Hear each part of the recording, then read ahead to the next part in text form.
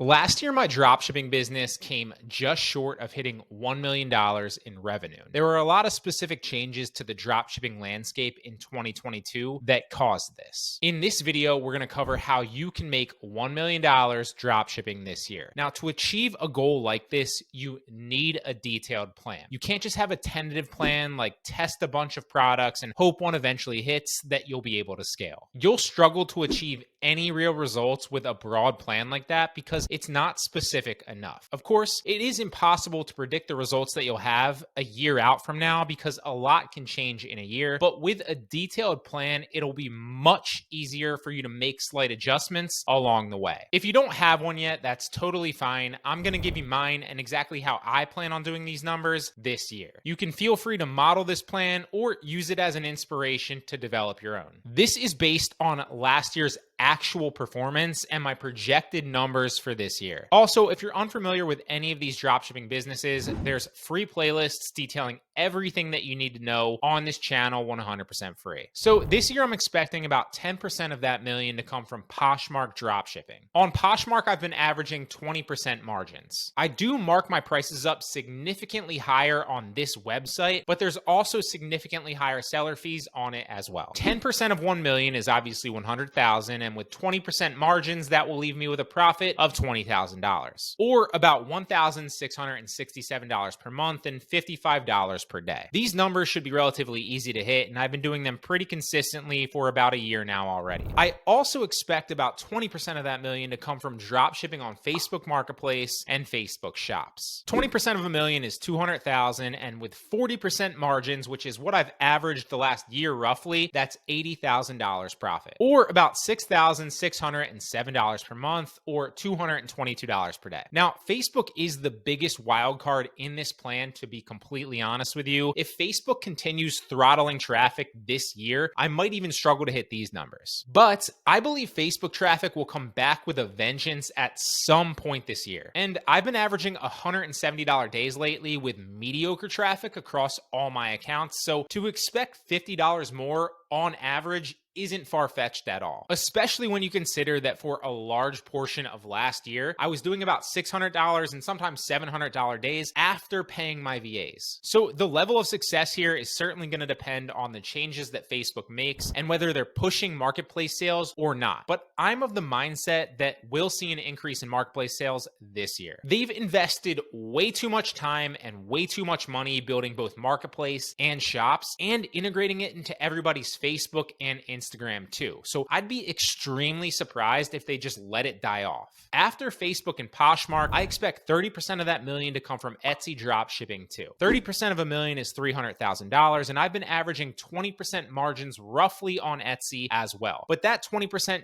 does already account for the software costs from Printful, which is essentially the company that manages my entire Etsy dropshipping business for me, from inventory management to printing designs to shipping to you name it. So that 20% is completely hands-off for me, minus a few customer service messages that I get every once in a while. 20% of $300,000 is $60,000 profit, or $5,000 a month, or $167 a day. Also, on Etsy, there is a 20-cent fee every time you list something, which is clearly minimal and doesn't affect much, but I wanted to mention it. On top of that, I brought on a full-time graphic designer recently, and he puts his own spin on recreating popular designs that are already selling well on the platform. I pay him an average of $150 a week, roughly, which equates to $600 per month to design everything. And then he just sends me the designs, and one of my listing VAs uploads them to Printful and makes them active on Etsy. Finally, I expect the rest of the 40% of it to come from Amazon dropshipping. Finding the right products is crucial here. All you really need is just a few products with decent profit that sell over and over again to be successful. There's so much sales velocity on Amazon that you'll get dozens of sales a day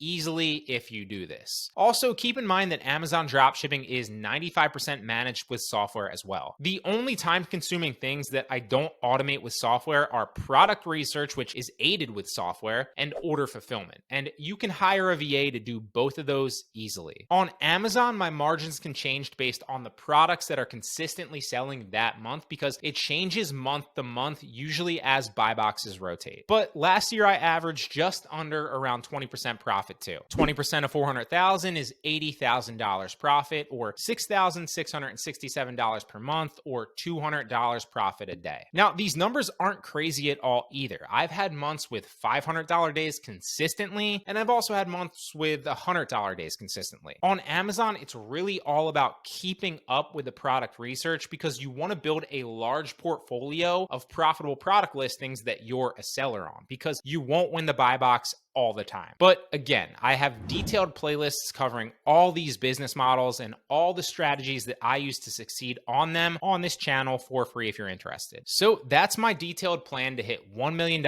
in revenue drop shipping this year. I'm sure it won't go exactly like this, and I'm sure I'll have to pivot several times as things change and I need to adapt. Also, this is me giving you complete transparency. You can see that out of $1 million in rev, I'm only really expecting about $240,000 in profit. And if you account for the $2,000 a month I pay my VAs, that drops that number to about $216,000. And to take it a step further, if you're watching somebody talking about Shopify, for example, those numbers often don't even account for the ad costs as well, which are a large portion of it. So always keep that in mind. I hope you enjoyed this video and the transparency in it. If you got any value from it whatsoever, please give it a like. I really appreciate it. Until next time.